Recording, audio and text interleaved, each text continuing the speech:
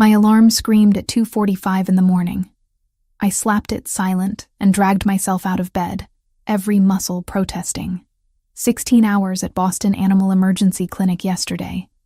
And here I was starting another double shift because Dr. Martinez called in sick again. The diabetes didn't care that I was exhausted. I stumbled to the bathroom, checked my basic glucose monitor, and cursed under my breath. Already running lower than I liked. Coffee first, insulin second. Food, never, apparently, because I was perpetually late. The drive to the clinic took 20 minutes through empty streets slick with the first hints of rain. November in Boston meant unpredictable weather and unpredictable blood sugar, both of which I'd learned to manage badly. My phone buzzed with a text from Sarah Foster, the senior veterinarian who'd become something between a mentor and the older sister I never had. Golden retriever hit by car coming in. Needs surgeon. Can you stay? I texted back a thumbs up, even though staying meant pushing my turnaround time to dangerous territory. The dog needed me more than I needed sleep. That's what I told myself anyway, while my glucose monitor beeped its passive-aggressive reminder that I'd skipped dinner again. The retriever arrived 15 minutes after I did, carried in by a sobbing college student who'd hit him while driving home from a party. The dog's name was Murphy. He had kind brown eyes and a fractured pelvis, an internal bleeding that meant surgery now or never. Sarah met me in the prep room, her silver-streaked hair pulled back, reading glasses perched on her nose. At 53, she'd seen every kind of emergency imaginable and maintained the calm I desperately tried to emulate. "Dr. Park is on his way," she said, already pulling up Murphy's x-rays on the tablet. "But he's 40 minutes out. Can you stabilize until then?" "Already on it." The next hours blurred into controlled chaos. Murphy crashed twice on the table. We brought him back both times. Dr. Park arrived and took over the surgery while I assisted, my hands steady even as my vision started getting the telltale blur that meant my blood sugar was dropping. I ignored it. The dog came first. By the time we closed Murphy up and transferred him to recovery, dawn was breaking outside the windows. I'd been on shift for almost 19 hours. My monitor was screaming now. But Murphy was breathing steadily, his vitals strong, and that mattered more than the tremor starting in my hands. Sarah found me in the break room, trying to remember where I'd put my emergency glucose tablets. "You look like death," she said, not unkindly. "Feel worse." I finally located the tablets in my bag, under a stack of veterinary journals I kept meaning to read.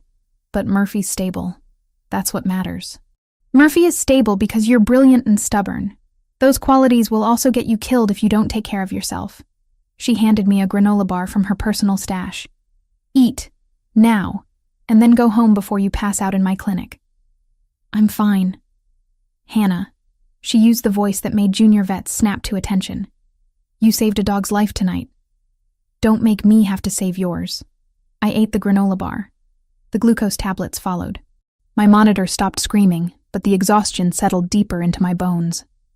3 in the morning again, only this time I'd been awake since yesterday morning. The storm had arrived while I was elbow-deep in surgery. Rain hammered against the clinic windows, wind howling between buildings. November storms in Boston came fast and mean, turning streets into rivers within minutes. I checked the weather on my phone while pulling on my jacket. Severe thunderstorm warning until 6 a.m. Flooding in low-lying areas. Perfect. My car was parked 3 blocks away because the clinic lot had been full when I arrived yesterday. 3 blocks that suddenly felt like 3 miles. I'd grab my umbrella from the car and drive home carefully. Take a hot shower. Sleep for at least 6 hours. Maybe call my mom in Arizona tomorrow and pretend everything was fine. The rain hit me the second I pushed through the clinic doors. Not rain, actually. Water falling from the sky with violence, each drop a tiny assault. My scrubs soaked through immediately. The wind tried to tear my jacket off my back. I put my head down and ran. 2 blocks felt like running through a car wash. The 3rd block was worse. Water streamed over the sidewalks, carrying city debris and miniature rivers. My sneakers squelched with every step. I couldn't see more than a few yards ahead through the downpour. The tremor started in my left hand first, then my right. Not from cold, though I was freezing. This was different. This was my blood sugar dropping again despite the granola bar and glucose tablets. Stress sometimes did this, burned through glucose faster than I could replace it. Exhaustion made it worse. I dug in my jacket pocket for more tablets. Found the empty wrapper instead. Had I eaten them all already? My thoughts moved like honey, thick and slow. Wrong. That was wrong. I kept emergency supplies everywhere specifically for moments like this. My bag. There were more in my bag. I stopped under a streetlight, fumbled with the zipper. Everything inside was soaked. The tablets had dissolved into glucose sludge at the bottom. My phone was wet. My wallet was wet. Everything was wet and useless, and my hands wouldn't stop shaking. The sidewalk tilted under my feet. I grabbed the streetlight pole for support.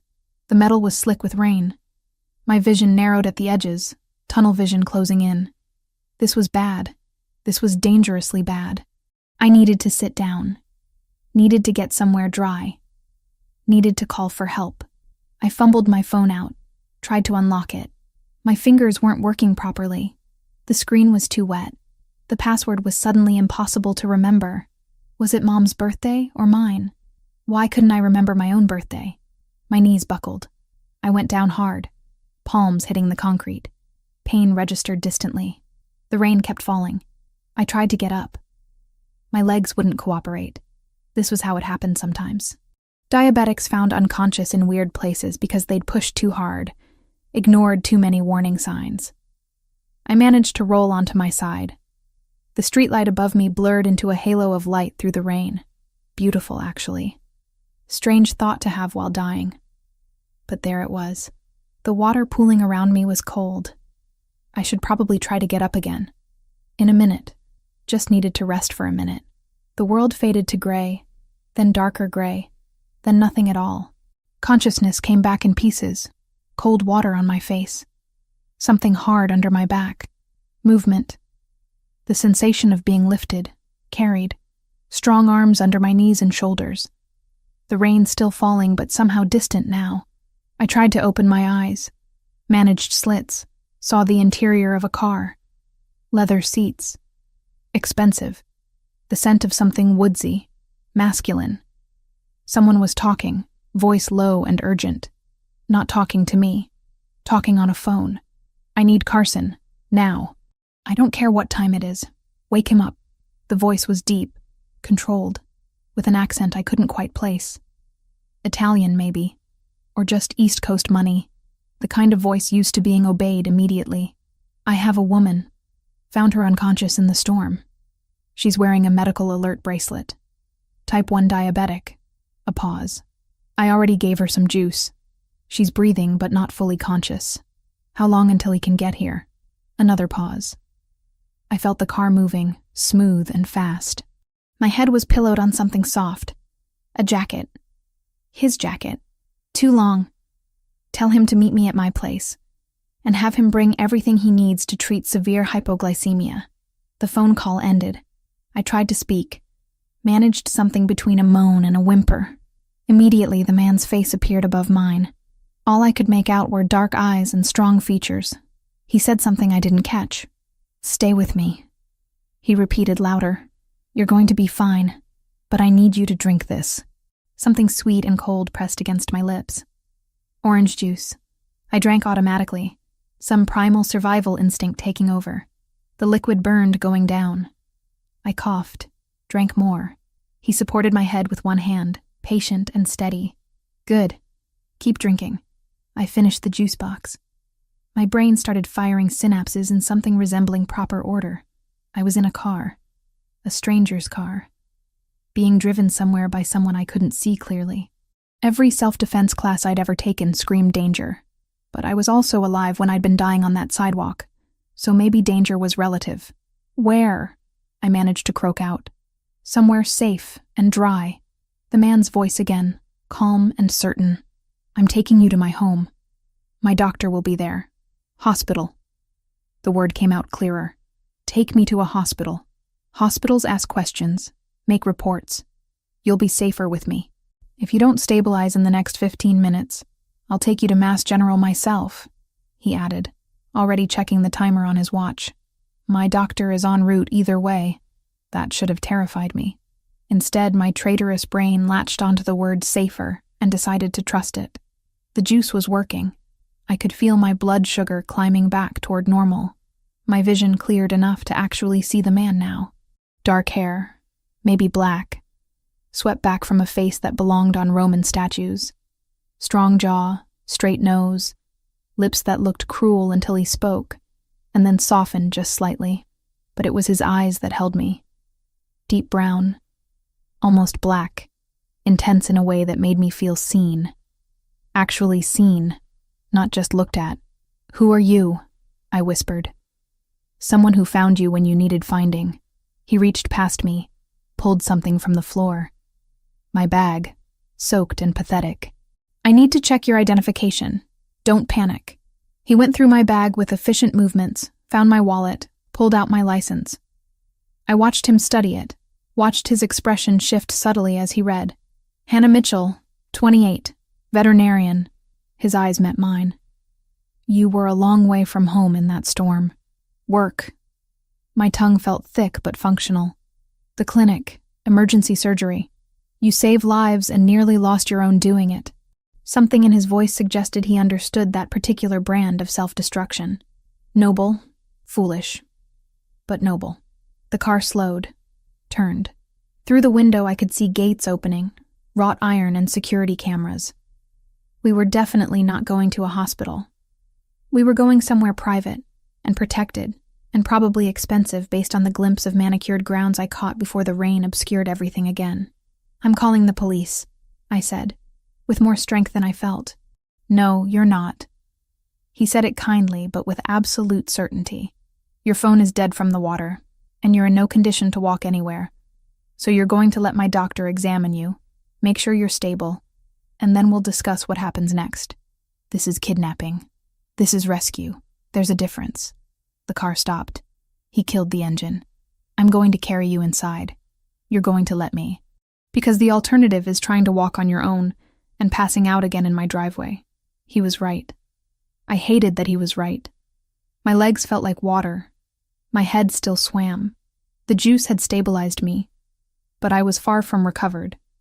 And despite every warning bell, despite the strangeness of this entire situation, I didn't feel afraid. Not of him. Just confused and exhausted and grateful to be alive. "Okay," I heard myself say. "But if you murder me, I'm haunting you forever." He actually smiled then. It transformed his entire face, made him look younger and dangerously attractive. "Fair warning," he said, and lifted me from the car like I weighed nothing at all. 3 days passed before the package arrived. 3 days of going through the motions at work while my brain replayed that night on an endless loop. The man carrying me through his mansion, Dr. Carson, his private physician, checking my vitals with practiced efficiency. The guest room where I'd slept for 6 hours straight while rain battered the windows. And Christopher Ravellini himself, sitting in a chair beside the bed when I woke, watching me with those impossibly dark eyes. He'd driven me home at dawn, walked me to my door, said he'd be in touch, and then disappeared like something I'd hallucinated during the hypoglycemic episode. Except the new continuous glucose monitor I found on my dresser when I got inside was very, very real. The delivery came on a Tuesday morning, right in the middle of a routine exam on a German shepherd with an ear infection. The receptionist poked her head into the exam room. "Hannah, there's a delivery for you. The guy says it's medical equipment." I excused myself, leaving the shepherd with his relieved owner. At the front desk, a man in an expensive suit held a sleek black box. He didn't smile, didn't make small talk, just handed me the box and a small white card, then left before I could sign anything. The card was simple. Heavy stock, no name or logo. Just elegant script that said, "So you never have to choose between saving lives and saving your own. See." Inside the box was a Dexcom G7, the newest model. The kind with real-time alerts that sync to your phone. The kind that cost thousands of dollars and usually required months of insurance authorization that I'd been fighting for over a year. Sarah appeared at my shoulder, peering into the box. "Is that what I think it is? If you're thinking it's way too expensive for me to accept from a stranger, Then yes, the mysterious man from the storm? She'd dragged the whole story out of me the day after it happened. The one who lives in a mansion and has a private doctor on call at 3 a.m? That would be him. Sarah picked up the card, read it, and gave me a look that said volumes about what she thought of mysterious wealthy men bearing expensive gifts. You're going to give it back. Of course I'm going to give it back. I closed the box, feeling oddly disappointed even as I said it. This is like a month's rent. I can't accept something like this from someone I barely know. Someone who saved your life.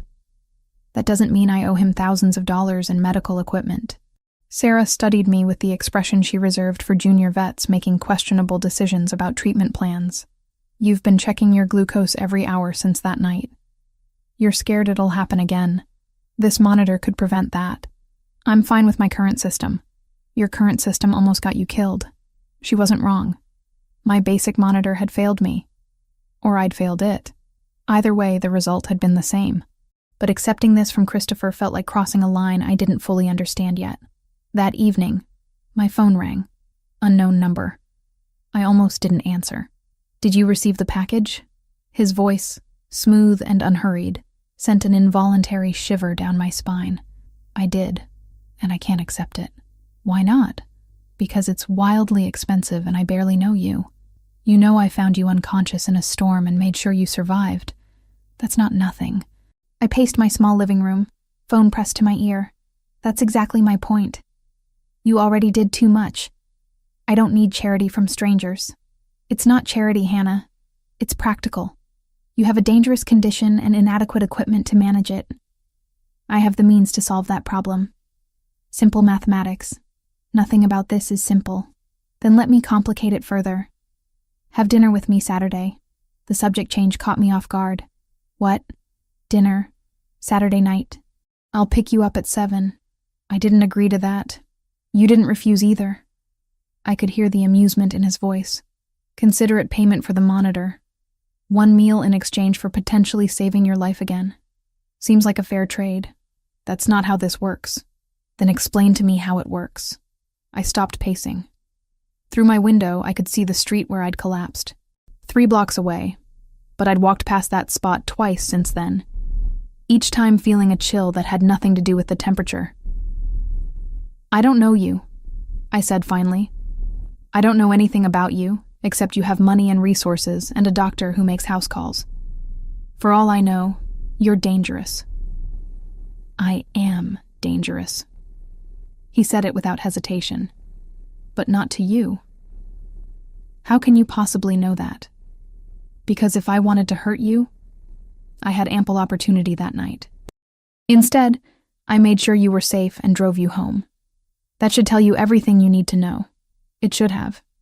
But something in his tone suggested layers I wasn't seeing yet. 1 dinner, I heard myself say. And then I'm returning the monitor. Keep it for a week first. See how it changes your life. Then decide. He hung up before I could argue. Saturday arrived faster than I wanted it to. I spent an embarrassing amount of time choosing what to wear, finally settling on a dark green dress that Sarah had convinced me to buy last year for a conference I'd never attended. It made my red hair look less orange, and my pale skin less ghostly. That was about all I could ask for. Christopher arrived exactly at 7, driving himself this time in a black Audi that probably cost more than I'd make in 5 years. He opened my car door, helped me in with casual courtesy that suggested expensive private school education. You look beautiful, he said, and somehow managed to make it sound like observation rather than flattery. You look like you own half of Boston. Only a quarter. I'm working on the rest. I couldn't tell if he was joking. That should have worried me more than it did. The restaurant was tucked into the North End, the kind of place with no sign and a waiting list measured in months. The owner greeted Christopher by name, embraced him like family, and led us to a private table in the back without asking if we had reservations. You come here often, I observed as we sat. My family has history with this place. Roberto's grandfather taught my grandmother to make proper carbonara. These things matter in our world. Our world. The phrase hung in the air, suggesting boundaries I was only beginning to perceive. The meal was extraordinary. Course after course of food I couldn't pronounce, but tasted like someone had captured Italy and served it on plates. Christopher ordered in rapid Italian, consulting with Roberto about wine pairings and seasonal ingredients. I watched him transform from the controlled man in the car to someone animated and passionate about food and tradition. "Tell me about the animals," he said after Roberto left us with the second course. "Why veterinary medicine? You really want to know?" I wouldn't have asked otherwise, so I told him. About growing up with a father who brought home every stray animal in the neighborhood, about spending summers at my aunt's ranch in Arizona, learning to birth foals and bottle feed lambs, about the scholarship to veterinary school that felt like winning the lottery, about choosing emergency medicine because I like the intensity, the impossible cases, the satisfaction of snatching life back from death's edge. He listened with complete attention, asking questions that showed he was actually processing what I said, rather than just waiting for his turn to talk. "You save lives that most people don't value enough," he said finally. "That tells me everything I need to know about your character, which is that you see worth where others see convenience. That's rare. Coming from someone else, it might have sounded pretentious. From him, it landed like truth. What about you?" I asked, seizing the opening. "What do you do when you're not rescuing diabetics from storms?" His expression shifted, subtle but noticeable. "My family has business interests. Import-export primarily. Logistics and distribution through the port." That's vague. It's accurate. It's also the kind of thing people say when they don't want to explain what they actually do. He smiled, but it didn't quite reach his eyes. There was something else there now. Calculation, maybe. Or caution. "You're perceptive. That's going to complicate things." "What things?" "This. Us. Whatever this is becoming." My heart did something uncomfortable in my chest. Us. As if there was an us after one bizarre rescue and one dinner. "We barely know each other," I said. "That's not entirely true. I know you work doubles that destroy your health. I know you put animals before your own safety. I know you're stubborn about accepting help, but smart enough to recognize when you need it. I know your mother lives in Arizona, and you call her every Sunday. I know you're diabetic, but hate talking about it. I know you're afraid of what I might be, but curious enough to have dinner with me anyway." I stared at him. "How do you know about my mother?" "You talk in your sleep. Dr. Carson mentioned it." "That's creepy. That's thorough. There's a difference." "Is there?" He leaned back, studying me with those dark eyes that seemed to see through layers I didn't know I had. "I'm going to be honest with you, Hannah. More honest than is probably wise. My life is complicated in ways you don't understand yet. The work I do, the family I come from, the obligations I carry. They don't mix well with normal. If you walk away now, I'll understand. But if you stay, if you choose to keep seeing me, you need to know that nothing about this will be simple. You're trying to scare me off. I'm trying to be fair." "Why? You could have just had dinner and left it at that." His jaw tightened almost imperceptibly. "Because I like you, and because people I like have a tendency to get hurt by proximity to my world. I'd prefer to avoid that outcome this time." There was pain in that admission. Old pain, carried like a weight he'd grown used to but never stopped feeling. I should have thanked him for dinner and called an Uber home. Should have recognized this for what it was. A man warning me away from danger I couldn't yet see. But sitting across from Christopher Ravellini, watching the candlelight cast shadows across his face, all I felt was the pull of something I couldn't name. "I'll make you a deal," I said. "You stop being so mysterious, and actually tell me what you do, and I'll decide if I want to walk away." He considered this for a long moment. Then he pulled out his phone, typed something, and showed me the screen. It was a news article. "Christopher Ravellini acquitted in federal racketeering case." The date was 2 years ago. The photo showed him leaving a courthouse in an expensive suit, surrounded by lawyers and grim-faced men who looked exactly like the kind of people mothers warned their daughters about. My blood went cold, then hot, then cold again. "Your mob," I said quietly. "My family has been in Boston for 4 generations. We manage certain business interests that operate outside traditional regulatory frameworks. That's a really polite way of saying organized crime. It's an accurate way of describing a complex reality." I should have stood up. Should have left immediately. Instead, I kept staring at the article, at his face in that photo. He looked different there. Harder. More dangerous. The same man, but without whatever softness he'd shown me. "Why tell me this?" I asked. "Because you asked. And because I meant what I said about being fair." He put his phone away. "If you want to leave, I'll drive you home. No judgment. No consequences. You'll never hear from me again. And if I stay, then you accept that my world is dangerous. That the people I do business with are not the kind you invite to dinner parties. That loving me, if it ever comes to that, means understanding I can't always tell you where I've been or what I've done. Loving me." He said it like it was inevitable, like he could see that future already written. "This is insane," I whispered. "Yes, I should run. Probably. Why aren't I?" He reached across the table, took my hand. His skin was warm, his grip gentle but firm. "Because you're braver than you think. And because part of you already knows that what we could have is worth the risk." I looked at our hands. His fingers were long, elegant, with calluses that suggested he'd done physical work at some point, despite the obvious wealth. There were small scars across his knuckles. Evidence of violence, probably. Evidence of everything he'd just warned me about. I should have pulled away. I didn't. "I need time," I said, "to think about this. About what it means. Take all the time you need. But Hannah?" He waited until I met his eyes. "The monitor is yours regardless of what you decide. That part isn't conditional." He drove me home in silence. Walked me to my door like a gentleman. Didn't try to kiss me, though I found myself irrationally disappointed by that. "Thank you for dinner," I said, key in hand. "Thank you for listening. Not many people would have stayed after seeing that article. I'm still not sure I made the right choice. Neither am I. But I'm glad you made it anyway." He left me standing in my doorway, watching his taillights disappear down my street. I went inside, locked the door, and sat on my couch in the dark for a long time. The new glucose monitor buzzed on my wrist. Levels stable. Everything normal. Except nothing was normal anymore. And despite every logical reason to run, all I could think about was when I'd see him again. I spent 3 days researching Christopher Ravellini online. 3 days falling down rabbit holes of news articles, court documents, and conspiracy theories that made my head spin. The more I learned, the less I understood why I wasn't running in the opposite direction. His family had been in Boston for 4 generations, just like he'd said. What he hadn't mentioned was that those 4 generations had built an empire on everything from legitimate shipping to decidedly less legitimate activities that the FBI had been trying to prosecute for decades. The Ravellini name appeared in dozens of investigations.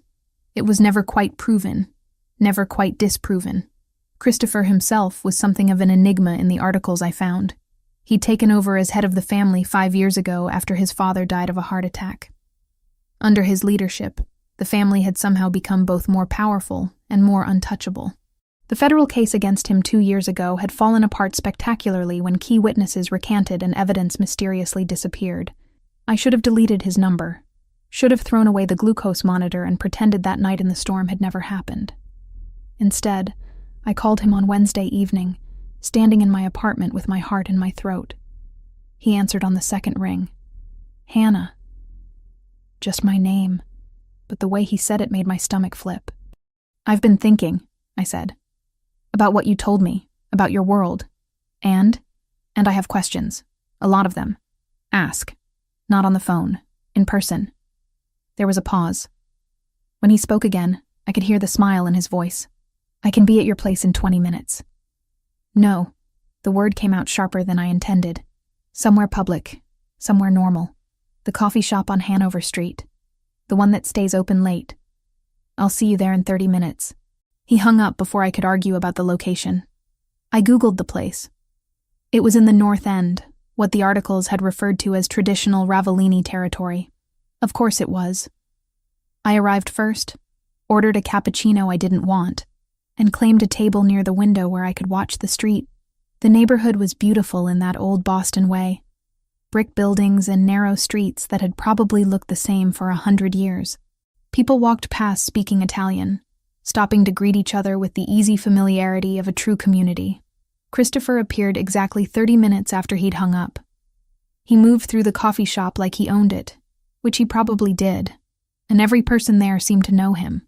The older woman behind the counter called out a greeting. A man reading a newspaper nodded respectfully. A young couple at another table looked up with poorly concealed nervousness. He sat across from me, declining coffee when the woman brought it anyway. "You wanted to talk," he said. "I'm listening. The articles I read, the court cases, the allegations, are they true? Some of them. Which ones? Does it matter? You've already decided I'm dangerous. The question is whether you can live with that." I wrapped my hands around my coffee cup, needing something to hold on to. I need to understand what I'm getting into. If I'm getting into anything. You can't just drop a bomb like, "I'm in the mob," and expect me to be okay with vague answers. "You're right." He leaned back, studying me with those dark eyes. "What do you want to know specifically? Have you killed people?" The question hung between us like smoke. Around us, the coffee shop continued its normal evening rhythm. Someone laughed at another table. The espresso machine hissed. "Yes," he said simply. My heart dropped into my stomach. Hearing him admit it out loud was different from suspecting it. "How many?" "Fewer than you're imagining. More than I'm proud of." "That's not an answer. It's the only one I can give you. The details would keep you awake at night. Trust me when I say ignorance is a gift in my world." I wanted to argue, wanted to demand specifics, but looking at his face, at the careful blankness there, I realized he was protecting me from knowledge that would fundamentally change how I saw him. "Why do it then?" I asked instead. "Why stay in that life if it requires things you're not proud of?" "Because it's not just my life. It's my family's legacy, my responsibility. The people who work for us, who depend on us, they don't have other options. I can't just walk away because it's morally complicated." That sounds like rationalization. It is, but it's also true. He leaned forward, elbows on the table. "I was born into this world, Hannah. I didn't choose it any more than you chose to be diabetic. But I can either do it well and protect the people who rely on me, or do it poorly and watch them suffer. Those are my options." I thought about that, about the clinic, about the impossible cases I took because someone had to, about doing difficult things because they needed doing. "I'm not saying I understand," I said carefully, "or that I approve, but I can see why you stay. That's more than most people would give me." We sat in silence for a moment. Through the window, I watched an old man walk past with a small dog on a leash. Normal life, happening all around us while we discussed murder and morality. "If I keep seeing you," I said finally, "if this becomes something real, what does that mean for me? Am I in danger? From my enemies? Potentially? From me? Never." He said it with absolute certainty. "But I won't lie to you, Hannah. Being close to me puts a target on your back. That's why most people in my position don't get involved with civilians." "Then why pursue me?" His expression softened. "Just slightly. Because you're the first person in years who's looked at me and seen something other than the family name. Because you saved a dog's life while your own blood sugar was crashing and didn't think twice about it. Because when I carried you into my house that night, soaking wet and barely conscious, you made a joke about haunting me." He paused. "Because I want you in my life, and I'm selfish enough to try to make that happen even knowing the risks." My throat felt tight. This was crazy. All of this was completely insane. Getting involved with Christopher Ravellini would complicate every aspect of my life in ways I couldn't begin to predict. "I want to try," I heard myself say, "but I need boundaries. I need to know there are parts of my life that stay mine. My work, my friends, my independence. I can't become someone who's just an accessory to your world. I wouldn't want you to." He reached across the table, took my hand. "I like you exactly as you are. That doesn't work if you have to change everything to fit into my life. And if it gets too much, if I realize I can't handle it, then you walk away. No consequences, no threats. You'll always be safe, Hannah. Whether you're with me or not." I wanted to believe him. Looking into his eyes, I thought maybe I could. "Okay," I said. "Let's try this. But slowly. And honestly. No more secrets dropped like bombs. I can work with that." He smiled, and this time it did reach his eyes. We finished our coffee talking about easier things. He asked about work, about the animals I'd treated this week. I told him about Murphy, the golden retriever, who was recovering beautifully, about Sarah Foster, who'd taken one look at me on Monday and known immediately that something had changed. When we left the coffee shop, Christopher walked me to my car 3 blocks away. The evening was cold but clear, the kind of November night that promised winter was coming soon. "Sunday dinner," he said as I unlocked my door. "My grandmother hosts every week. She wants to meet you." "Your grandmother knows about me?" "Nonna knows everything. It's her superpower." He looked almost nervous for the first time since I'd met him. "You don't have to say yes, but it would mean something to me if you came." Meeting his family. That felt significant. Like crossing another threshold I wouldn't be able to uncross. "What time?" I asked. "I'll pick you up at 2. He kissed me then. For the first time since that night at my door. It was gentle, questioning, giving me space to pull away if I wanted. I didn't want to. I leaned into it instead, into him, and let myself feel the warmth of his hands on my waist, the solidness of him against me. When we pulled apart, we were both breathing harder. "Sunday," I said. "Sunday," he agreed. I drove home in a daze, my lips still tingling, my heart doing acrobatics in my chest. This was happening. I was really doing this. Getting involved with a man whose last name appeared in FBI files, and whose world operated by rules I didn't understand. Sarah was going to kill me. Sunday arrived too fast. I spent Saturday night trying on and rejecting every outfit I owned before finally calling my mother in Arizona in a panic. "What do you wear to meet your maybe boyfriend's Italian grandmother?" I asked without preamble. "Hannah Marie Mitchell, are you dating someone?" Mom's voice went up an octave. "Tell me everything immediately." So I did. Most of it, anyway. I left out the parts about organized crime and federal investigations, focusing instead on how we'd met, on his kindness that night in the storm, on the way he listened when I talked about work. "He sounds wonderful, honey. And Italian grandmothers love everybody. Just be yourself and bring something for the table. Flowers or wine. What if she hates me? Then she has terrible taste. You're delightful. Mom, I'm your mother. I'm legally required to think you're delightful. But I also happen to be right." She paused. "Hannah, are you sure about this? You sound nervous." More than just meeting the family nervous. I considered telling her the truth. Considered explaining about Christopher's world, about the complications and the dangers. But she was 2,000 miles away in Arizona, living her quiet retirement life. She didn't need to worry about things she couldn't control. "Just nervous," I lied. "He's important. I want his family to like me. Then they will. Because you're you. And you're wonderful. Call me after and tell me how it goes." I promised I would, and hung up feeling marginally better. At least about the clothes situation. I settled on dark jeans and a cream-colored sweater that Sarah had once told me made me look approachable. Approachable felt important for meeting an Italian grandmother. Christopher arrived at 2 on the dot, driving a different car than usual. This one was older, more subtle. He explained that Nonna didn't approve of flashy displays of wealth. "She grew up during the Depression," he said as we drove toward the North End. "She thinks anything fancier than a Ford is showing off. But you drive an Audi. That's why I borrowed Vincent's Honda for today."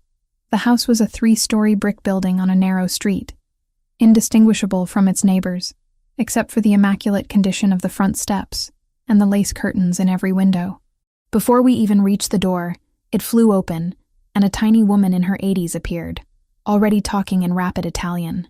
Christopher responded in the same language, his accent flawless. The woman grabbed his face and kissed both his cheeks, before turning to me with sharp dark eyes that missed nothing. "So this is the girl who has my Christopher smiling again," she said in heavily accented English. Come. Let me look at you." She took my hands, studying me with the kind of thorough examination usually reserved for medical procedures.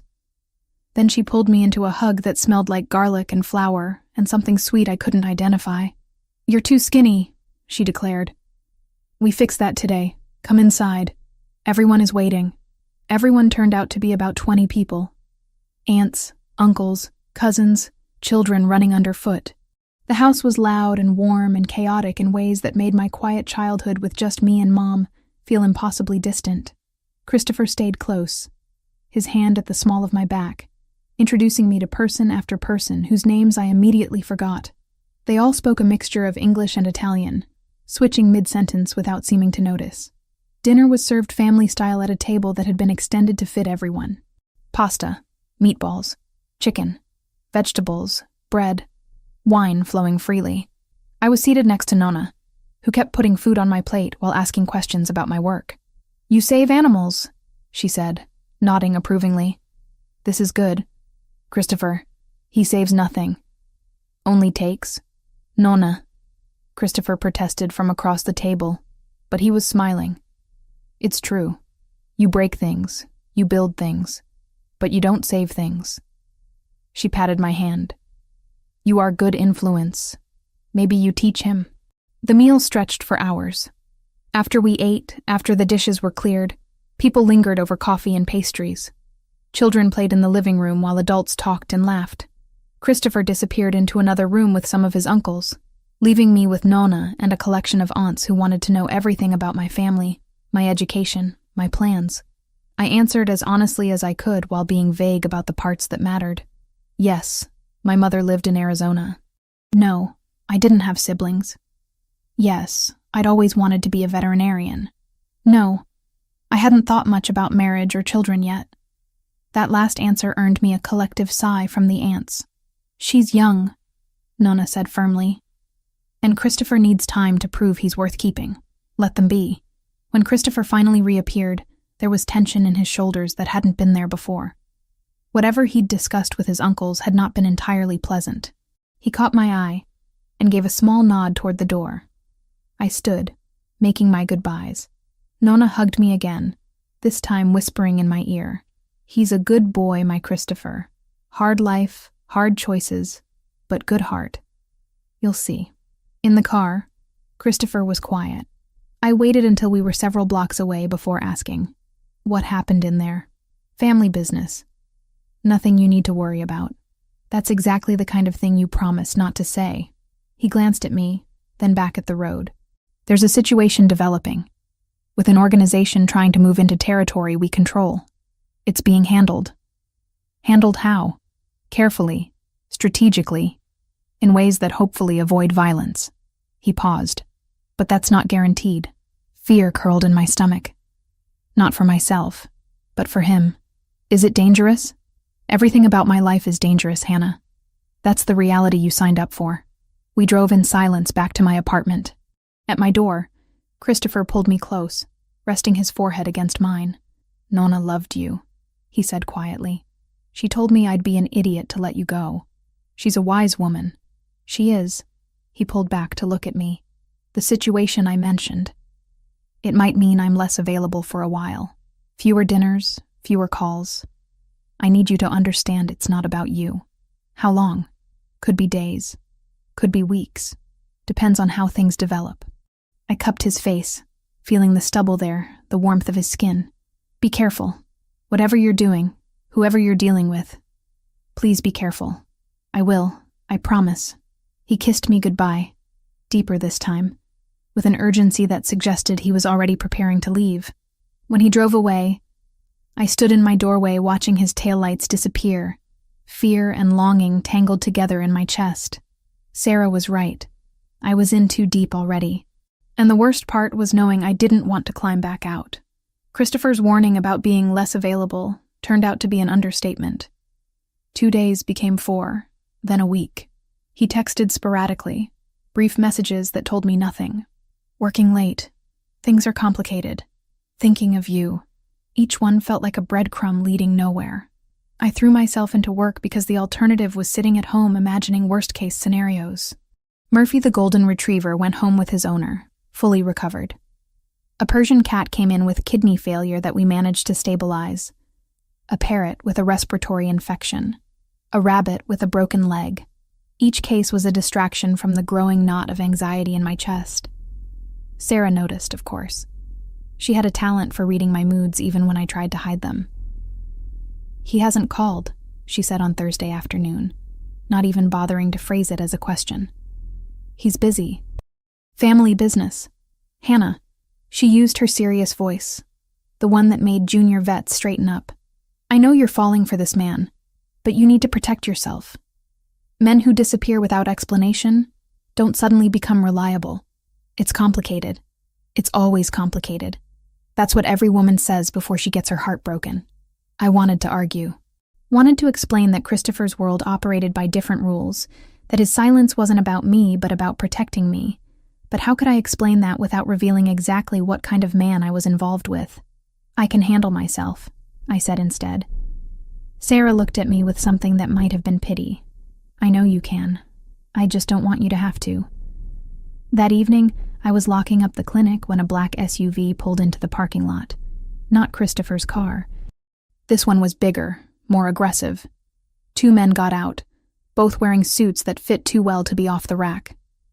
My heart started hammering before my brain could fully process why I was afraid. The taller one approached with his hands visible, non-threatening.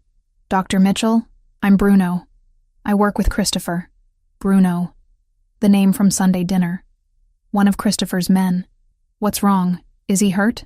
"He's fine. But we have a situation, and he wanted me to bring you somewhere safe." "I'd safe from what?" Bruno glanced around the empty parking lot, his expression grim.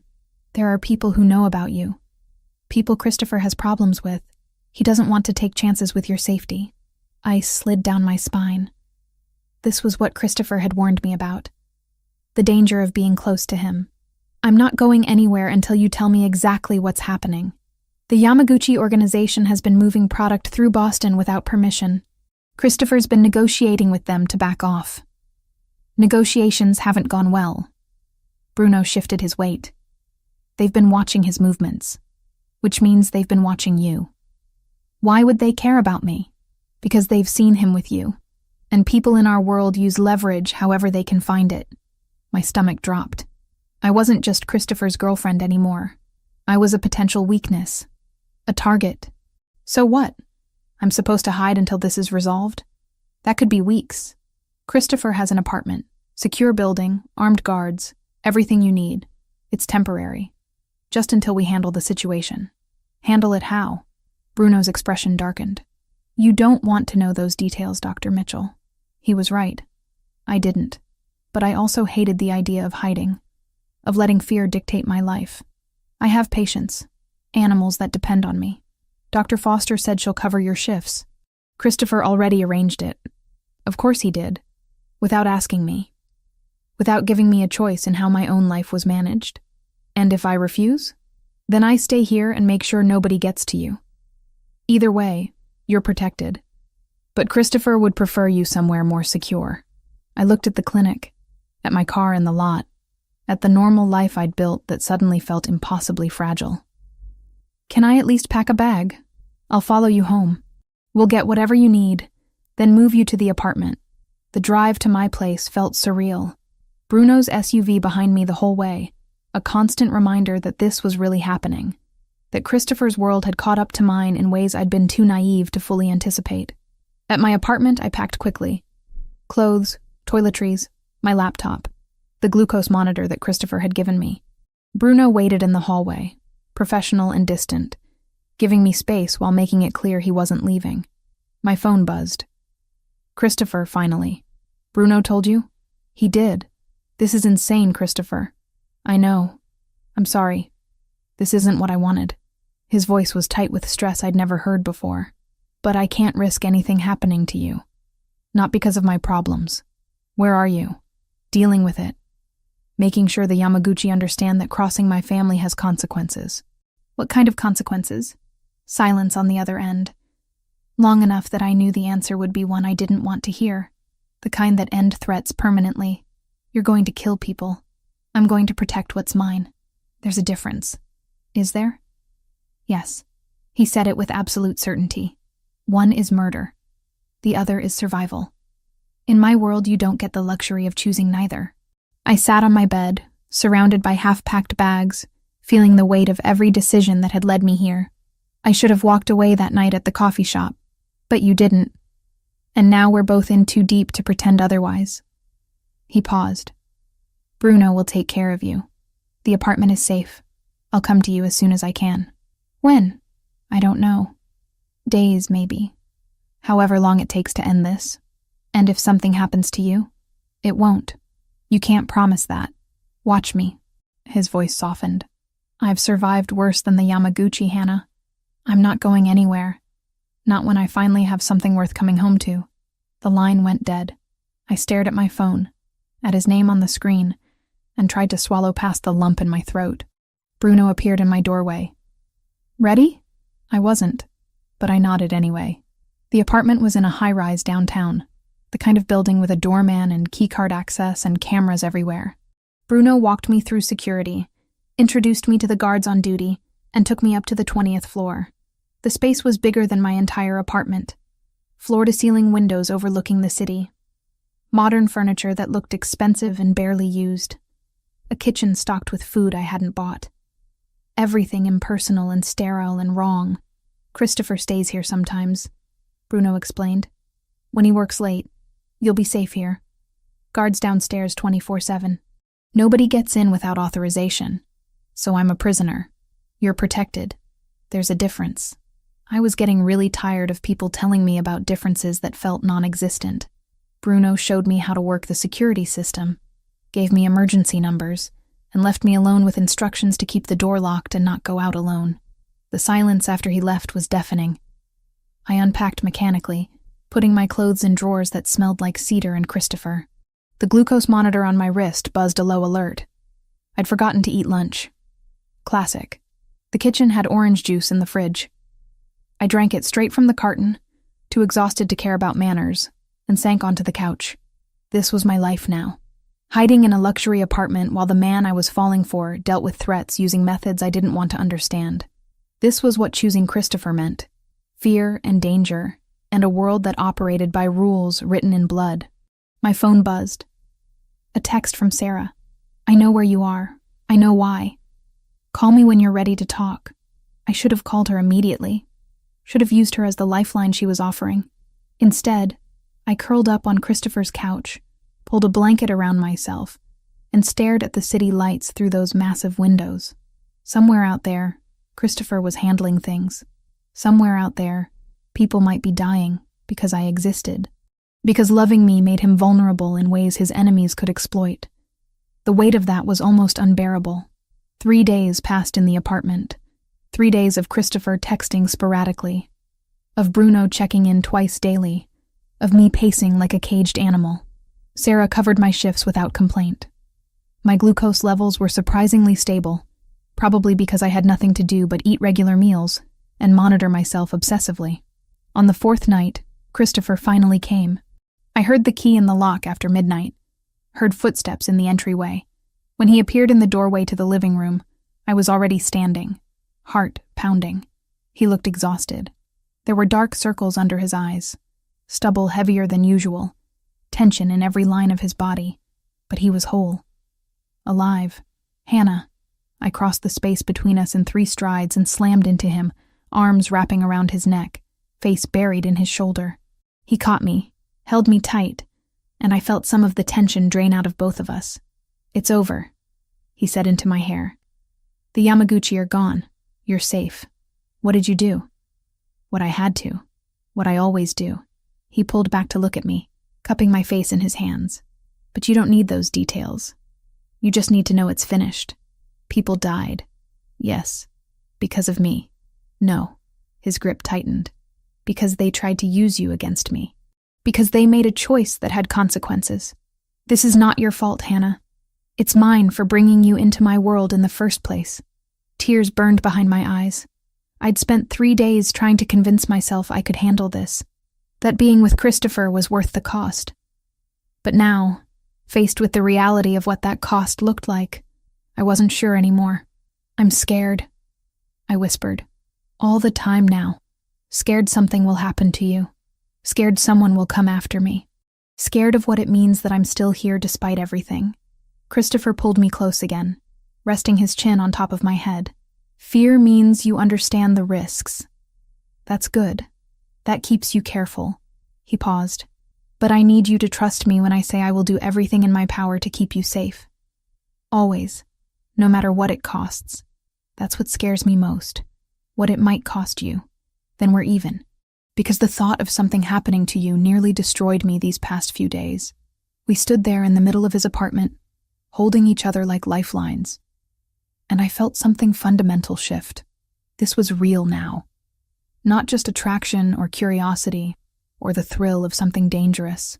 This was love, messy and complicated and terrifying in its intensity. "Take me home," I said finally. "To your real home, not this place." He studied my face, looking for something. "You sure?" "No, but I'm choosing you anyway." A smile touched his lips, tired but genuine. "Then let's go home." 6 months dissolved into the kind of domestic routine I never imagined having with someone like Christopher. His house became our house. My clothes migrated from the guest closet to his bedroom. My shampoo appeared in his shower. The coffee maker learned to brew exactly how I liked it in the morning. We fell into patterns. I worked my shifts at the clinic while he handled whatever business his family required. Some nights he came home smelling like expensive restaurants and cigar smoke from meetings. Other nights he appeared exhausted, with shadows under his eyes that spoke of things he wouldn't discuss. I learned not to ask about those nights. Learned to just hold him, and let silence say what words couldn't. The house itself slowly transformed. Where everything had been stark and masculine before, little touches of me started appearing. Books about veterinary medicine on the coffee table. Photos of animals I'd treated taped to the refrigerator. A ridiculous ceramic frog that Sarah had given me as a joke, sitting on the kitchen counter because it made Christopher smile every time he saw it. Sundays remained sacred. We never missed dinner at Nana's, and gradually I stopped feeling like an outsider in that loud, warm chaos of family. The aunts stopped interrogating me about marriage plans. The cousins included me in their jokes. Even the children treated me like I belonged, dragging me to play games or show me their latest treasures. But there were tensions simmering beneath the surface that neither of us wanted to name. It started small. Christopher taking phone calls in other rooms, coming home late with vague explanations. The way Bruno would appear sometimes with messages delivered in Italian, glancing at me like he wasn't sure I should be hearing even that much. I tried to give him space. Tried to respect that his world had boundaries mine couldn't cross. But the not knowing ate at me in ways I hadn't anticipated. One evening in late spring, I finally broke. We were having dinner at home, just the two of us. Christopher had made pasta, a recipe Nonna had taught him, and we'd opened a bottle of wine from his family's vineyard in Italy. Everything should have been perfect. Instead, I watched him push food around his plate, mind clearly somewhere else. And something snapped. "Talk to me." He looked up, startled. "What?" "You've been somewhere else for weeks. Distracted, tense. Whatever's happening, I want to know about it. It's just business. Nothing you need to worry about." "That's exactly what I mean." I set down my fork harder than necessary. "You keep saying things like that. Keep treating me like I'm fragile, like I can't handle knowing what's really going on in your life. I'm protecting you. From what? Information? Reality? I'm already in this, Christopher. I moved into your house. I go to your family dinners. People know I'm with you. So stop pretending you can keep me separate from your world when I'm already living in it." His jaw tightened. "You don't understand what you're asking for. Then explain it to me. Stop shutting me out and actually let me in." He stood abruptly, walked to the window overlooking the garden. I watched the tension in his shoulders, the way his hands clenched and released at his sides. "There's a situation developing," he said finally, not turning around. "A business deal that's more complicated than it should be. One of our partners is making moves that suggest he might be working with competitors. If that's true, there will be consequences." "What kind of consequences?" "The permanent kind." He turned to face me. "And if I'm wrong, if I move against him without being certain, it could fracture alliances we've spent decades building. Either way, people might die because of decisions I make in the next few weeks." The weight of that settled over the room like smoke. "That's what's been keeping you up at night." That's part of it. The other part is knowing that if something goes wrong, if I miscalculate, you become a target again. And last time we dealt with threats against you, I barely slept for days imagining all the ways I could lose you. I crossed the room to him, took his face in my hands. I'm not asking you to protect me from everything. I'm asking you to trust me enough to be your partner, not just the person you come home to, but someone who actually understands what you're carrying. You want to be my partner? Isn't that what we're building here? A life together? That doesn't work if you keep half of your existence locked away from me. He searched my face, looking for something. Fear, maybe, or doubt. I tried to show him neither. If I do this, if I let you fully into my world, you can't unknow what you learn. You can't decide later that it's too much and walk away clean. You'll be complicit in ways that change you fundamentally. I'm already complicit. I chose you, knowing what you are. Now I'm choosing to understand it completely.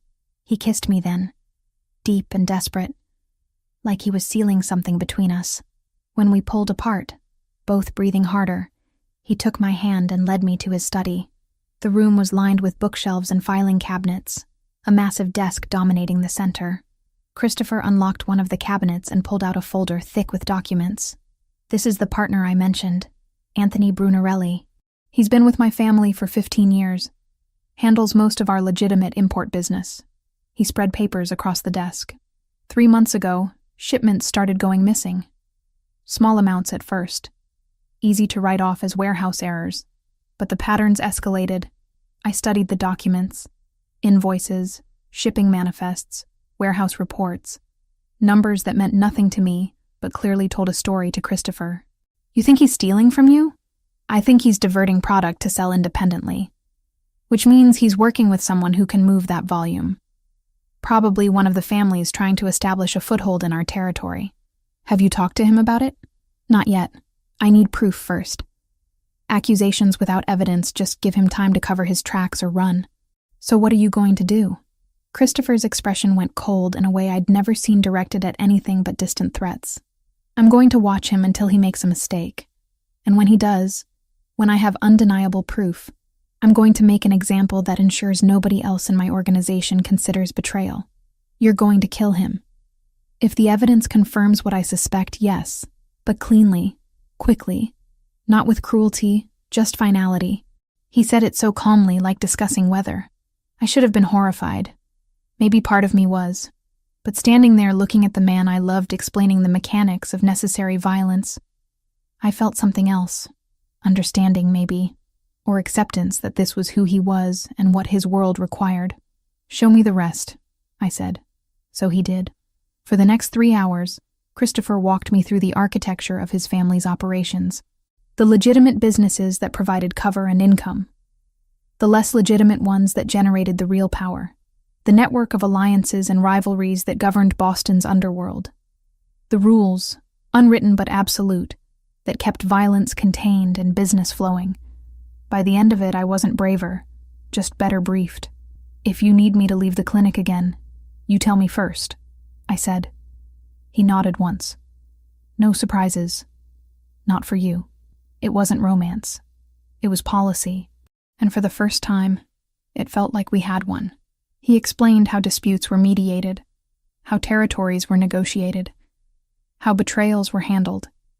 He didn't soften any of it, didn't try to make it palatable, just showed me the reality of the world he navigated every day. When he finished, I sat back in the leather chair, mind reeling from the complexity of it all. This is what you manage, all of this, with help from people I trust.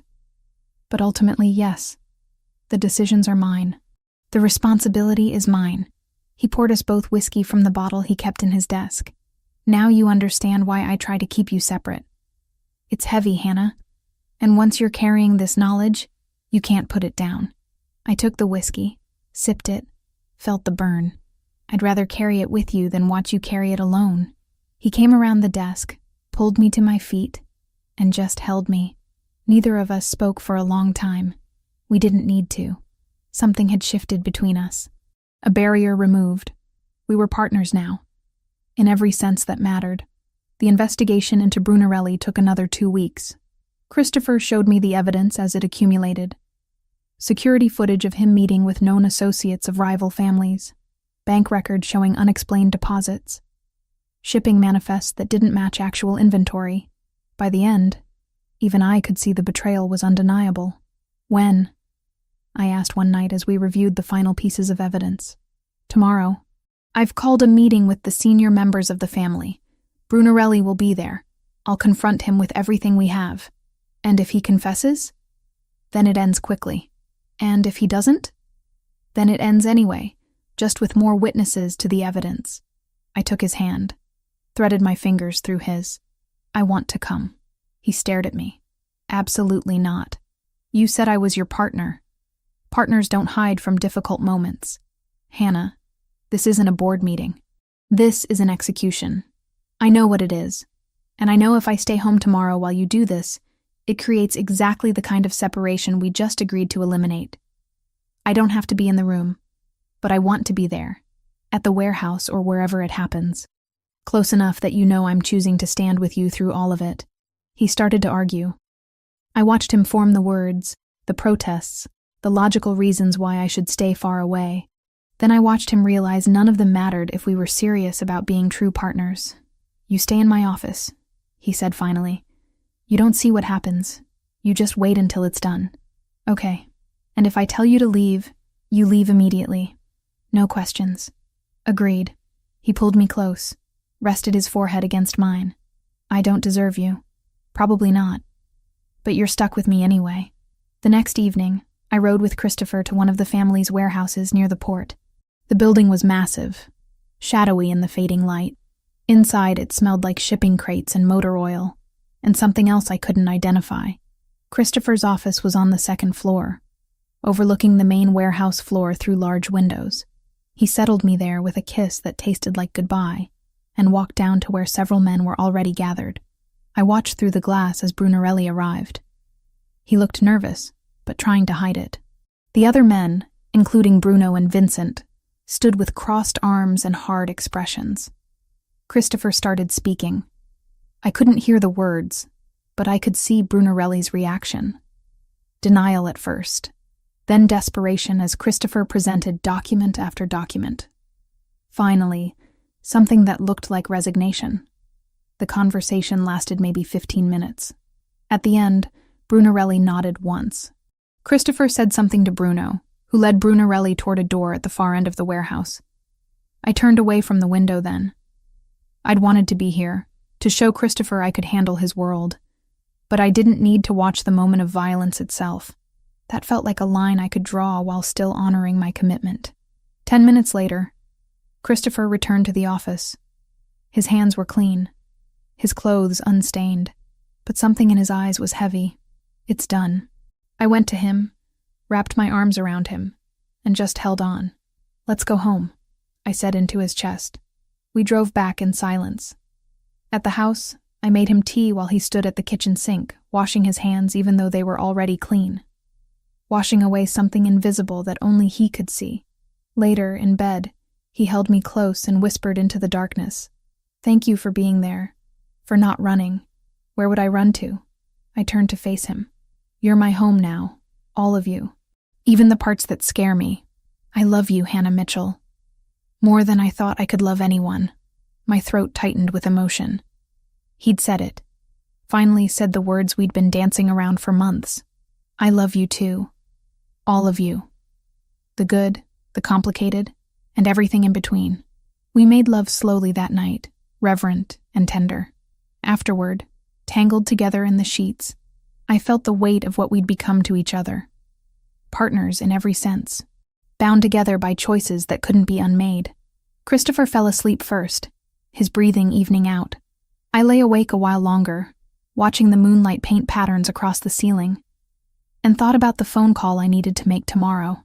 My mother in Arizona, telling her I'd found someone serious, someone I wanted her to meet, leaving out all the details that would keep her awake at night worrying, letting her just be happy that her daughter was finally in love, because I was. Desperately, completely, irrevocably in love with Christopher Ravellini. And nothing about that was simple, but it was real.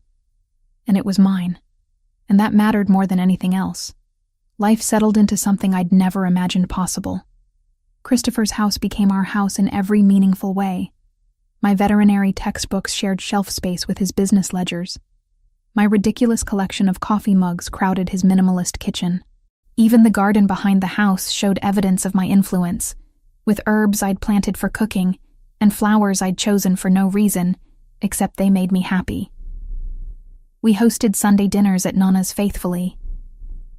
The questions about when we were getting married had shifted from subtle hints to outright interrogations from the aunts. Christopher would just smile and change the subject while squeezing my hand under the table. But underneath the domestic bliss, pregnancy was changing everything in ways I hadn't anticipated. I discovered I was pregnant on a Tuesday morning in late summer. I'd been feeling off for weeks, exhausted beyond what my shifts at the clinic could explain. My glucose levels fluctuating unpredictably despite careful monitoring. Sarah had noticed me running to the bathroom during consultations and practically forced me to take a test. 2 lines, clear and undeniable. I sat on the closed toilet lid in the clinic bathroom, staring at the plastic stick in my trembling hands. A baby, Christopher's baby, growing inside me right now while I tried to process what this meant for our complicated life. Terror and joy warred in my chest. I wanted this, I realized with shocking clarity. Wanted Christopher's child, wanted to build a family with him. But the timing felt impossible. We weren't even engaged yet, and bringing a child into his world, into the danger and violence that sometimes knocked on our door, felt profoundly selfish. Sarah found me still sitting there 20 minutes later. "Hannah, you okay?" I held up the test wordlessly. She took one look and pulled me into a hug. "Does Christopher know?" "Not yet. I just found out myself." "Are you going to tell him?" "I don't know. I mean, obviously eventually. But maybe I should wait until I've processed this myself first." Sarah pulled back, studying my face. "Or maybe you're scared of his reaction." She wasn't wrong. Christopher had never mentioned wanting children. We'd never discussed it beyond vague someday hypotheticals. What if this wasn't what he wanted? What if the reality of fatherhood in his dangerous world made him pull away? I hid the pregnancy for 3 days. 3 days of pretending everything was normal while secretly researching high-risk pregnancy management for diabetics. 3 days of Christopher asking if I was feeling all right, and me lying through my teeth. 3 days of carrying this enormous secret while trying to figure out how to share it. Sarah finally cornered me on Friday. "You need to tell him. Today, before you make yourself sick with stress. I'm working up to it. Hannah, he's going to notice eventually. Preferably before you start showing."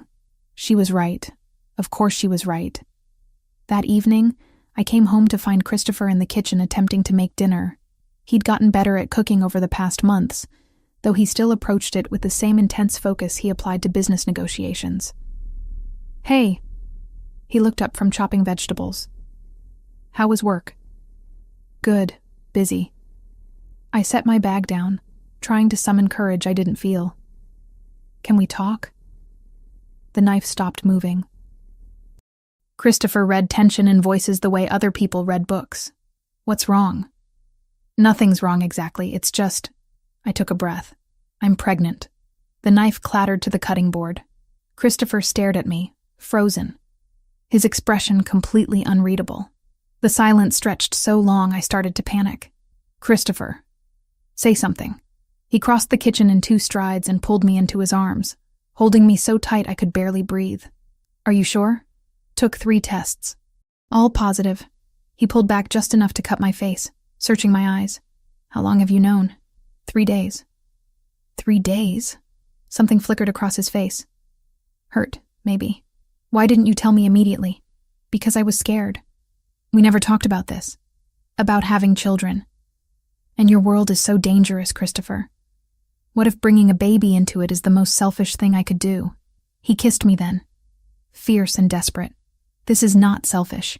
This is the best news I've gotten in my entire life." He rested his forehead against mine. "I love you, Hannah. And I'm going to love our child. We'll figure everything else out together." Relief crashed through me so intensely my knees went weak. He caught me, guided me to a chair, knelt in front of me with his hands on my knees. "Tell me what you need." "What the doctors said." "Everything." So I did. Explained about the risks of diabetic pregnancy, the need for careful monitoring, the possibility of complications. Christopher listened with complete focus, already mentally cataloging challenges and solutions. "Dr. Carson," he said when I finished. "He'll coordinate everything. The best maternal fetal specialist in Boston. Regular monitoring, whatever you need. I have doctors at the clinic, who are excellent, I'm sure. But for this, you get the absolute best. No arguments." I wanted to protest, wanted to insist I could manage my own health care. But looking at Christopher's face, at the protective intensity already radiating from him, I recognized this for what it was. His way of controlling what little he could in a situation that terrified him as much as it did me. "Okay," I agreed. "But I'm still working. At least for a while. Until when?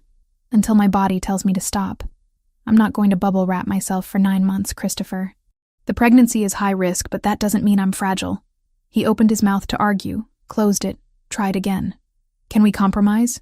You keep working, but you cut back on hours. No more double shifts. No emergency surgeries where you're on your feet for 12 hours straight." It was reasonable. More reasonable than I'd expected, honestly. "Deal."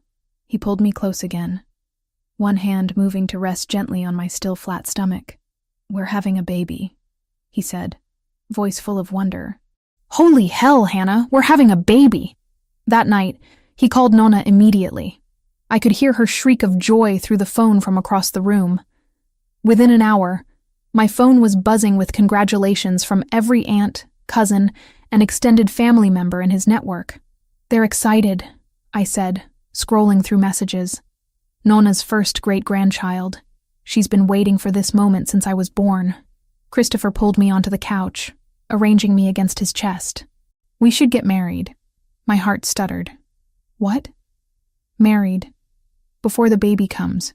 I want you to be my wife, Hannah. Want our child to have both our names from the beginning. That's not a proposal. That's a statement." "You're right." He shifted, digging in his pocket, and produced a small velvet box that made my breath catch. "Hannah Mitchell, will you marry me? Will you be my wife, my partner in everything, the mother of my children?" The ring was perfect. A diamond surrounded by emeralds that matched my eyes, just like he'd described months ago during a conversation I hadn't realized he was storing away. "When did you get this?" 3 months ago. I've been carrying it around waiting for the right moment." He smiled. "Turns out there is no right moment. There's just the moment you stop waiting." Tears blurred my vision. "Yes, obviously yes." He slipped the ring on my finger, kissed me until we were both breathless, and held me close while I cried happy tears into his shirt. The pregnancy progressed smoothly at first. I cut my clinic hours like I'd promised, though I still went in most days. Sarah covered for me when exhaustion hit unexpectedly. Christopher hovered like an anxious bird, texting throughout the day to make sure I'd eaten, slept, taken my insulin. At 12 weeks, we had our first ultrasound. Christopher held my hand so tight, I lost circulation while we watched the screen. The technician pointed out features I couldn't distinguish, measurements that apparently indicated everything was developing normally. "Do you want to know the gender?" she asked. Christopher looked at me. I looked at him. We'd discussed this. "Yes," we said together. "It's a girl." Christopher's grip on my hand tightened even more. I watched his face transform, joy and terror mixing in equal measure. A daughter. We were having a daughter. That night, he started building the nursery. Not hiring contractors. Doing it himself with Bruno's help. Painting the walls a soft lavender. Assembling furniture with meticulous care. I watched from the doorway, one hand on my barely showing belly, and felt love so intense it was almost painful. Nonna mobilized her network of aunts and cousins. Suddenly our house was drowning in baby clothes, blankets, toys. Every Sunday dinner became a referendum on names, on parenting philosophies, on whether the baby would have Christopher's dark hair or my red. Life was perfect. Almost too perfect. Then, in my 6th month, everything changed. I was at the clinic when Christopher called, his voice tight with controlled fury. "Come home, now. What's wrong? Just come home. Bruno's already on his way to get you." Bruno arrived 10 minutes later, his expression grim. He didn't explain during the drive, just drove with focused intensity that made my stomach clench with anxiety. At the house, Christopher was in his study with 3 men I'd never seen before. He looked up when I entered, something dark and dangerous in his eyes that I'd only seen once before, the night he dealt with Brunarelli. "Hannah, these are associates from New York. They have information about a situation we're dealing with." One of the men, older with silver hair and cold eyes, studied me with open assessment. "This is the woman? My fiancée," Christopher said, the word carrying weight like a threat, and off limits to speculation or discussion. The man raised his hands in mock surrender. "Just observing. She's pregnant, yes? Congratulations." Every protective instinct I had flared to life. Something about how he said it felt wrong. "Christopher, what's going on?" He came to me, guided me to a chair, knelt beside me the way he had when I told him about the pregnancy. "There's been an attempt to move into our territory again.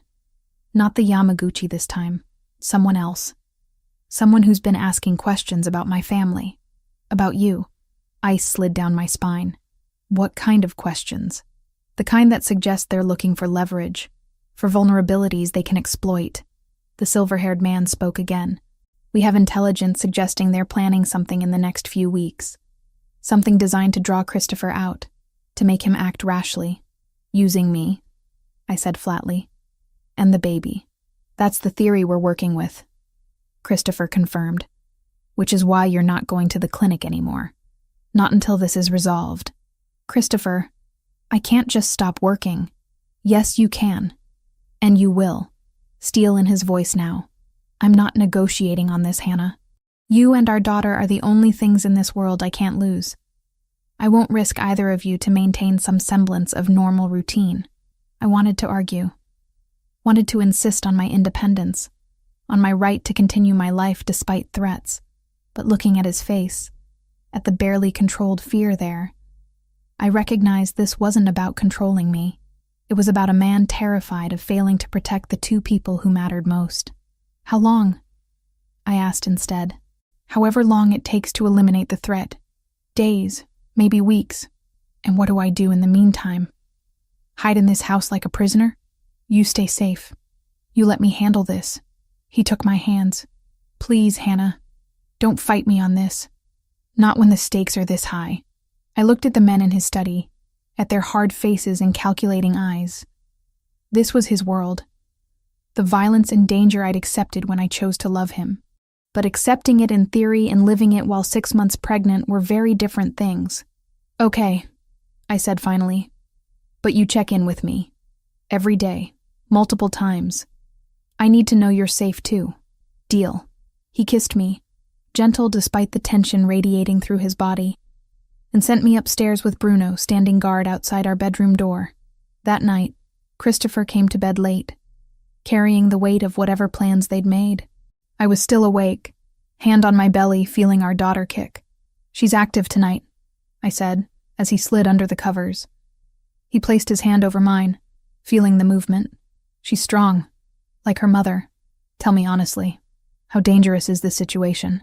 He was quiet for a long moment. "Dangerous, but manageable. We have resources, intelligence, allies. We'll end this before it escalates. And if you can't, then I do what I always do. Whatever it takes to protect my family." I rolled to face him, studied his features in the moonlight coming through the window. "I'm scared." "Me too." He pulled me close, careful of my belly. "But we're going to be okay. All 3 of us. I promise you that." I wanted to believe him. Needed to believe him. Because the alternative, the thought of something happening to Christopher or our daughter, was unbearable.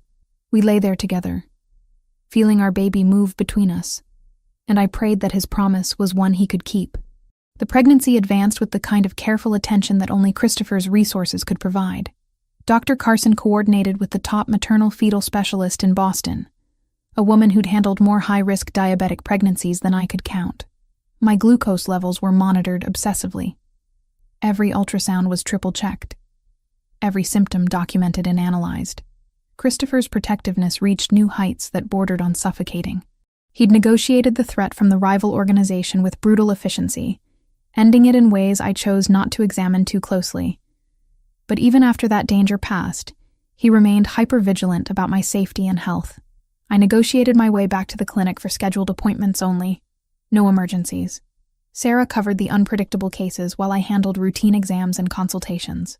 It wasn't the work I loved most, but it kept me connected to something that was mine while my body transformed into something unrecognizable. By my 7th month, our daughter was making her presence known with constant kicks and movements. Christopher would spend hours with his hand on my belly, talking to her in Italian, making promises about the world he'd build for her. Watching him like that always made my chest ache with how much I loved him. I called my mother on a Sunday evening. The Boston sky rinsed clean by a brief storm. She sounded small through the distance to Arizona, careful with her questions the way people are around fragile things. I told her about the baby's kicks and the way Christopher pressed his palm to my belly like he was memorizing a map. "Send me a picture," she said. And I did. The blurry arc of my body, the crib we hadn't finished. After we hung up, I sat with the quiet. Loving people meant giving the world more ways to break you. Maybe I had known that since childhood. Maybe I was choosing it anyway. Nonna had opinions about everything. The nursery needed different colors. We should choose a saint's name. The baby would be born during a full moon, which meant she'd be strong-willed. Christopher listened with patient amusement while I took notes, trying to keep track of which traditions were negotiable and which would cause family wars. The wedding planning happened around my growing belly. We'd originally discussed waiting until after the baby was born, but Nonna had other ideas. A pregnant bride was blessed, she insisted, and our daughter deserved to be born into a family that was properly united before God. So we planned something small and quick for early fall, before I got too uncomfortable to walk down any aisle. The ultrasound at 30 weeks should have been routine, just another check to confirm everything was progressing normally. Christopher came with me like he always did, holding my hand while the technician moved the probe across my belly, but something in her expression made my stomach clench. "Is everything okay?" I asked. "Let me get Dr. Morrison." The specialist appeared within minutes, studying the screen with focused intensity that did nothing to calm my nerves. "The baby's growth has slowed," she said finally. "Not dramatically, but enough that we need to monitor it closely, and your fluid levels are slightly elevated." "What does that mean?" Christopher's grip on my hand had turned painful. "It could be nothing, natural variation. But with your diabetes, we need to be cautious. I want to see you twice a week from now on, daily monitoring of fetal movements, and if anything feels off, even slightly, you come in immediately." Fear settled into my bones and didn't leave. Christopher tried to reassure me, citing statistics and Dr. Morrison's excellent reputation. But I saw the worry in his eyes every time he looked at me, every time he felt our daughter move. The twice-weekly appointments became a ritual. Christopher rearranged his entire schedule around them, refusing to miss a single one. We'd sit in that exam room holding hands while machines monitored our daughter's heartbeat, while doctors measured and prodded and spoke in careful medical terminology. At 33 weeks, Dr. Morrison made the call. "I think we need to deliver soon. Not today, but within the next week or two. The baby's growth has plateaued. She's not in distress yet, but I don't want to wait until she is." "But it's too early," I protested. "She needs more time. She needs to be safe. And right now, the safest place for her is outside, where we can monitor and care for her properly." Dr. Morrison's voice was gentle but firm. "We have one of the best NICUs in the country. Babies born at 34, 35 weeks do very well with proper care." Christopher looked at me, waiting for my decision even though we both knew there wasn't really a choice. "Okay," I whispered. "When?" "I want to try to get you to 34 weeks. That gives us a few more days. But if anything changes, if there's any sign of distress, we move immediately." Those next days crawled by in agonizing slowness. I counted every kick, monitored every shift. Christopher barely left my side, working from home, canceling meetings. Even his family understood that nothing mattered except getting our daughter into the world safely. On a Thursday evening, Exactly 34 weeks and 2 days into my pregnancy, my water broke. I was standing in the nursery, putting away baby clothes that Nona had sent over, felt the gush of fluid and knew immediately what was happening. "Christopher!" My voice came out steadier than I felt. He appeared in the doorway within seconds, took one look at me, and went into action mode. Called Dr. Morrison, grabbed the hospital bag we'd packed weeks ago, got me to the car with calm efficiency that masked what I knew was roaring panic beneath. The drive to the hospital passed in a blur. Contractions started before we even arrived, mild but regular. Christopher held my hand so tight I lost feeling in my fingers. But I didn't complain. We were both terrified. "Doctor." Morrison met us at the entrance with a wheelchair and immediate assessment. "Everything looks good. Baby's heart rate is strong. You're at 3 centimeters already. Let's get you settled and see how this progresses." The labor room was private, equipped with everything necessary for a high-risk delivery. Nurses moved with practiced efficiency, hooking me up to monitors, checking vitals, preparing for whatever came next. Christopher stayed at my side through all of it. When contractions intensified, he counted through breathing exercises. When I got the epidural, he held me still and whispered reassurances. When hours passed with frustratingly slow progress, he never showed impatience or frustration, just constant support. At hour 20, Dr. Morrison checked me again and frowned. "You're stalled at 7 centimeters, and the baby's heart rate is starting to show some concerning patterns. What does that mean?" Christopher asked. "It means we're going to do a C-section. Not because of immediate crisis, but because I don't want to push this and risk real problems. They prepped me for surgery with swift movements." Christopher disappeared to change into scrubs. Within 30 minutes, I was being wheeled into an operating room, bright lights overhead, medical staff surrounding me. Christopher reappeared at my side, masked and gowned, taking my hand. "I'm right here, not going anywhere." I tried to respond, but my throat was too tight with fear. This wasn't how I'd imagined it. Surgery instead of natural birth. Our daughter coming early, needing NICU support. Everything feeling wrong and scary and out of control. "You're doing great, Hannah," Dr. Morrison said from somewhere beyond the surgical drape. "Just a few more minutes." Then I felt pressure, pulling, movement. Christopher squeezed my hand hard. And suddenly, a sound filled the room that made everything else disappear. Our daughter's cry. Loud and strong and absolutely perfect. "She's here," Dr. Morrison announced. "And she's beautiful." They held her up briefly, a tiny squirming thing covered in vernix and blood, before rushing her to the warming table where the NICU team waited. "Is she okay?" I asked, trying to see past all the people. "She's small but mighty," one of the neonatal doctors said. "Good color, good cry, breathing on her own. We'll need to monitor her, but initial signs are excellent." Christopher was crying. I could feel his tears landing on our joined hands. When he looked at me, his face was transformed with joy and relief, and something too big for words. "You did it," he whispered. "You brought her into the world safe.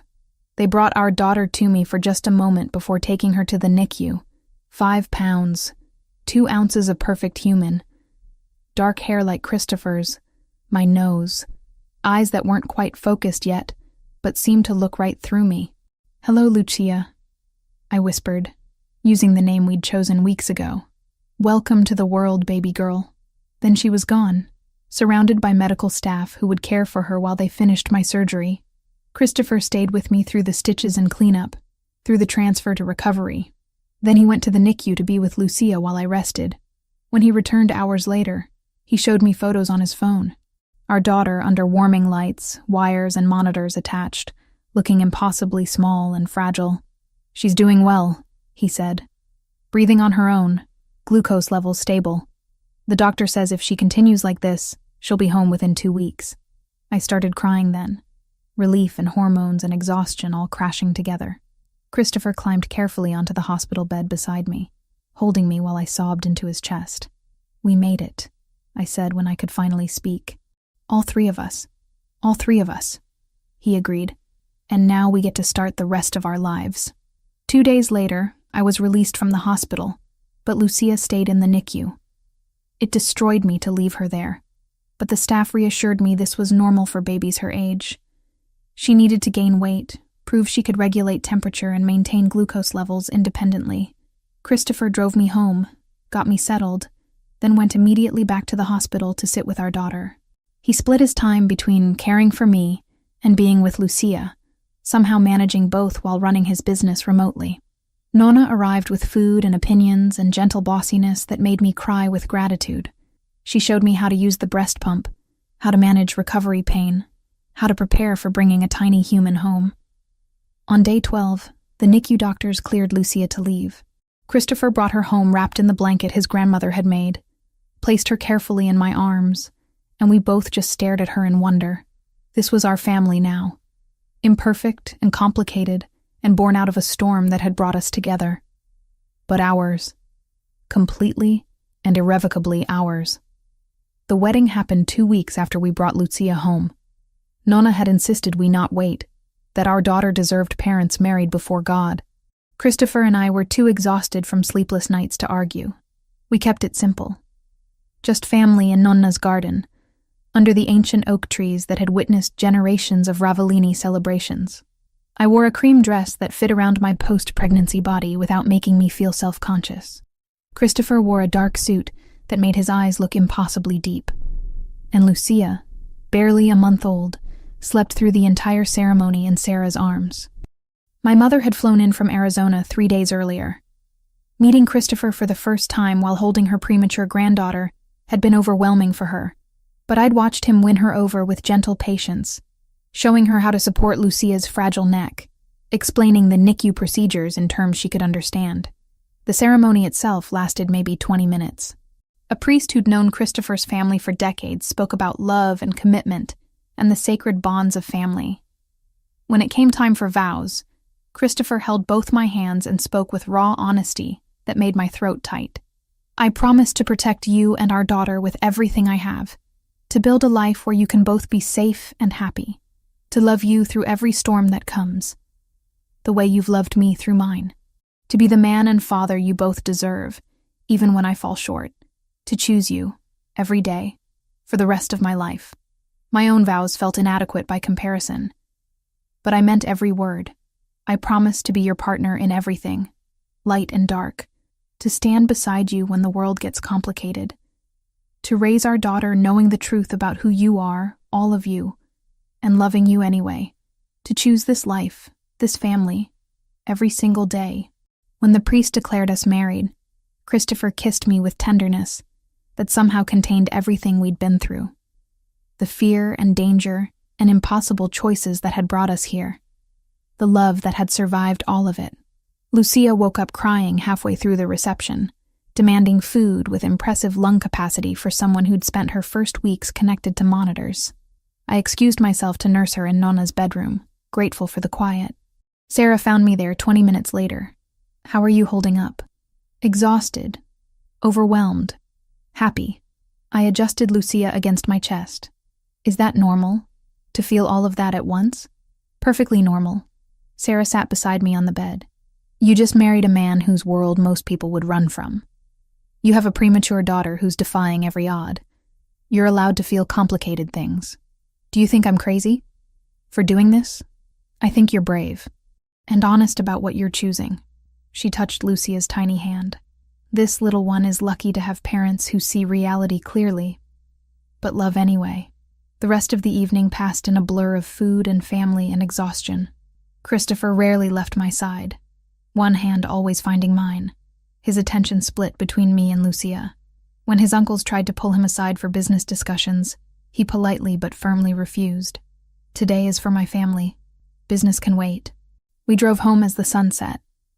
Lucia secured in her car seat, both of us too tired to speak.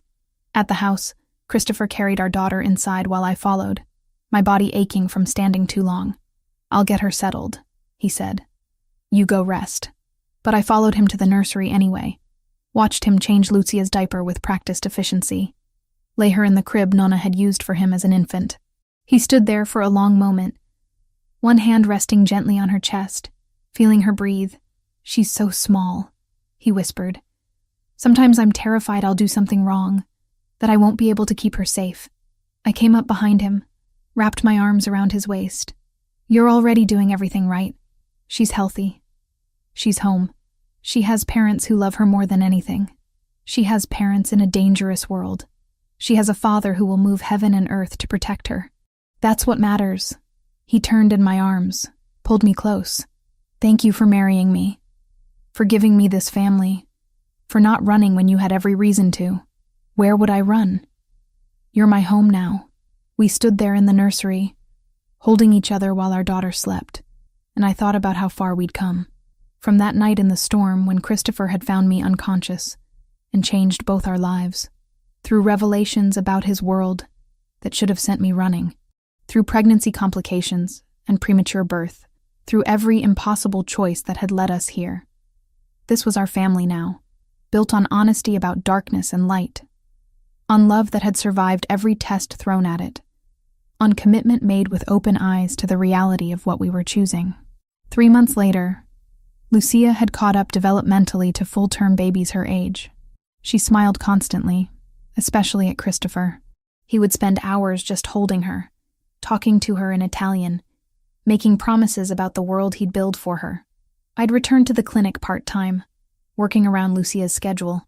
Sarah had become her honorary aunt, spoiling her with ridiculous stuffed animals and educational toys she wouldn't use for years.